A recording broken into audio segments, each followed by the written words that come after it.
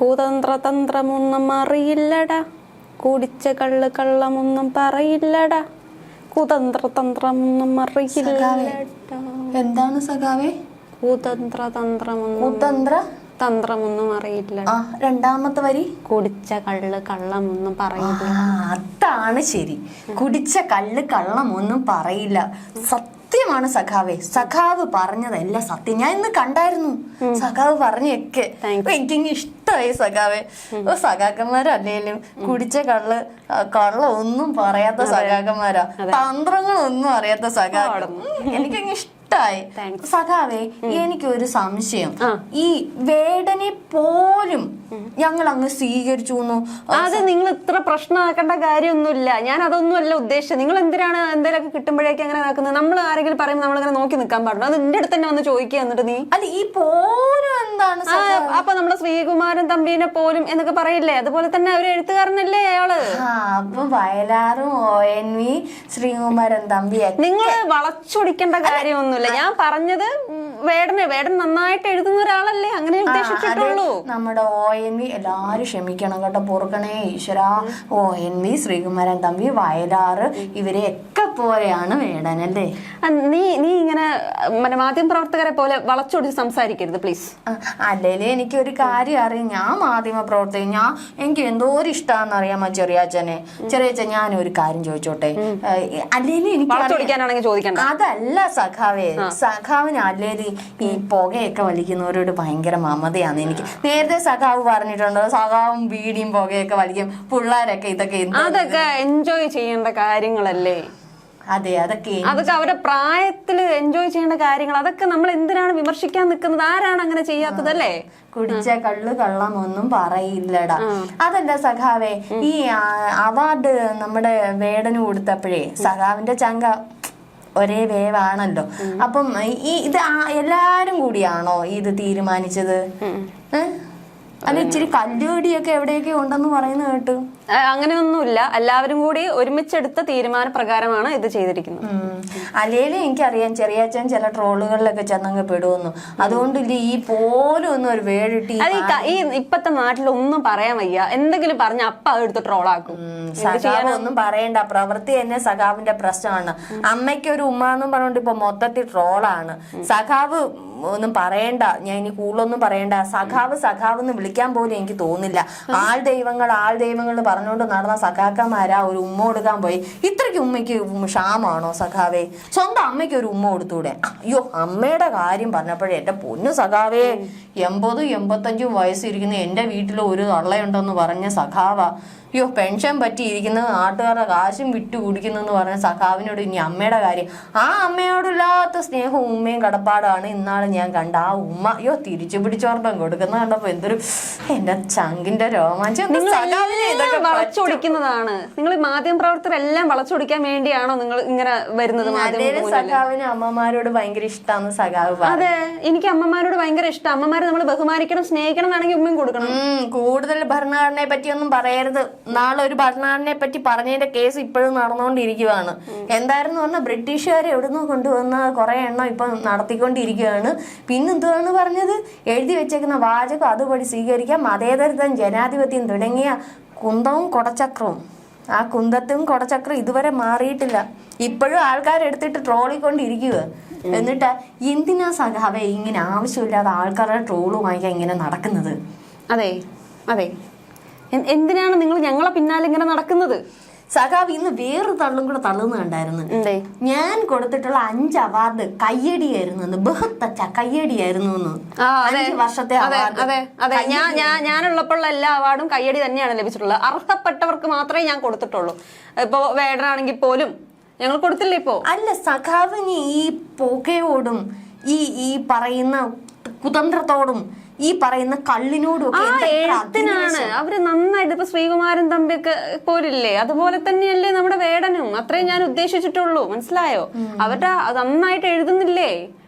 എന്തിനാണ് അവരെ ഇങ്ങനെ നിങ്ങളിങ്ങനെ വിമർശിക്കുന്നത്? അല്ലെങ്കിൽ ഞങ്ങളൊരു വാക്ക് വെച്ചിട്ട് മാനദണ്ഡത്തില സഖാവ് ഈ ഇഴകേറി പരിശോധന നടത്തിയതെന്നാ ഞാനിപ്പോ അതിശയിക്കുന്നത്.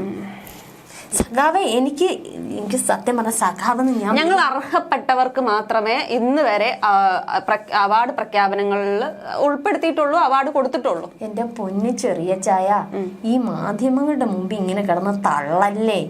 ഈ കുതന്ത്രമൊക്കെ അവർക്ക് അതിനേക്കാളും അറിയാം. അവർക്ക് തന്ത്രമല്ല കുതന്ത്രം അറിയാം. എനിക്ക് മനസ്സിലാവുന്നുണ്ട് നിങ്ങൾ ഈ വളച്ചൊടിക്കുന്നത് എങ്ങോട്ടാണ്. ദിലീപിനെയും ബാബുവിനെയും ഒക്കെ വെച്ചിട്ടല്ലേ നിങ്ങൾ ഇപ്പൊ സംസാരിക്കാൻ വേണ്ടി വരുന്നത്. അതെനിക്ക് മനസ്സിലാവുന്നുണ്ട്. കാര്യം പിടികിട്ടി.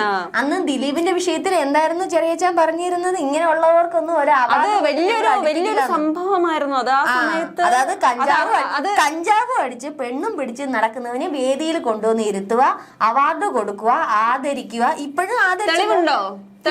ഇന്നലെയും സംസ്ഥാന സർക്കാരിന്റെ വേദിയിൽ ഉണ്ടായിരുന്നു ഈ കുതന്ത്രം. ഈ കള്ളും മൂന്തി കഞ്ചാവും അടിച്ച് നടക്കുന്ന പെണ്ണും പിടിച്ച് നടക്കുന്നത് ഉണ്ടായിരുന്നു. ഞങ്ങള് സർക്കാർ. അപ്പൊ നമ്മുടെ ദിലീപിന് എന്താണ് പ്രശ്നം? ഇത് തന്നെയല്ലായിരുന്നു വിഷയം. വിജയബാബുവിന് എന്തായിരുന്നു പ്രശ്നം? വിജയബാബു അങ്ങനെയല്ല.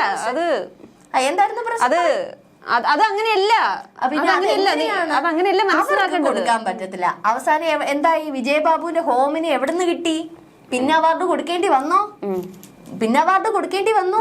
പക്ഷേ അത് ഒന്നും അറിയാത്ത നടിയും നടനും ഒക്കെ അതിനകത്ത് ആ ഹോമിൽ അവർ അഭിനയിച്ചിട്ടുണ്ടായിരുന്നു. അവർക്ക് പോലും അവാർഡ് കൊടുക്കാൻ നിങ്ങൾ പറ്റിയില്ല. അപ്പൊ അയാളുടെ സിനിമ ആയതുകൊണ്ട്, ദിലീപിന്റെ സിനിമ ആയതുകൊണ്ട് സിനിമ മൊത്തത്തിൽ അങ്ങ് തഴയപ്പെട്ടു. അത് ഇപ്പം വേടന് പറ്റും. കുതന്ത്രതന്ത്രമൊന്നും പറയില്ലടാ, കുടിച്ച കള്ളുമൊന്നും പറയില്ലടാ. ഇതിന് അവാർഡ്. പാവം വയലാറ്. എനിക്ക് അവരെയൊക്കെ ഓർത്ത് സത്യം പറഞ്ഞ സങ്കടം തോന്നുന്നു. ചെറിയ ചായ പാപം കിട്ടും കേട്ടോ. നിങ്ങൾ ഇങ്ങനെയൊക്കെ കാണിച്ച പെറ്റ തള്ള സഹിക്കില്ല. പാവം കുറച്ച് ബാലതാരങ്ങൾ ഉണ്ടായിരുന്നു ആ മാളികപ്പുറത്ത് അഭിനയിച്ച ആ ദേവാനന്ദയുടെ അർഹതപ്പെട്ട കൊച്ചു കുട്ടികൾ വരെ ഇപ്പൊ വാരിയിട്ട് അലക്കാൻ തുടങ്ങിയിട്ടുണ്ട്. കൊച്ചു കുട്ടികൾ വരെ. അവാർഡ് പ്രഖ്യാപനം എന്ന് പറയുന്നത് ഞങ്ങൾ സസൂക്ഷ്മം നോക്കി എല്ലാ കാര്യങ്ങളും പഠിച്ചതിന് ശേഷം, ഓരോ സിനിമകളും കണ്ടതിന് ശേഷം ഞങ്ങൾ എല്ലാവരും കൂടിയിട്ട് എടുക്കുന്ന തീരുമാനമാണത്. അതിൽ ഇന്ന ആൾ ഉൾപ്പെട്ടില്ല, അല്ലെങ്കിൽ ഇന്ന ആൾക്ക് ഇങ്ങനെയുണ്ട് എന്ന് നിങ്ങൾ എന്തായാലും ഒരു വിഷയത്തിൽ നിങ്ങൾ എന്തായാലും വിമർശിക്കും. ഞങ്ങൾ എന്ത് ചെയ്താലും നിങ്ങൾ വിമർശിക്കും. നിങ്ങൾ വിമർശിച്ചോളൂ. ഞങ്ങൾ ഞങ്ങളുടെ നയപരമായിട്ട് പരിശോധനയൊക്കെ അങ്ങ് പണ്ട് 2000 കാലഘട്ടത്തിലൊക്കെ ഉണ്ടായിരുന്നു സഖാവെ.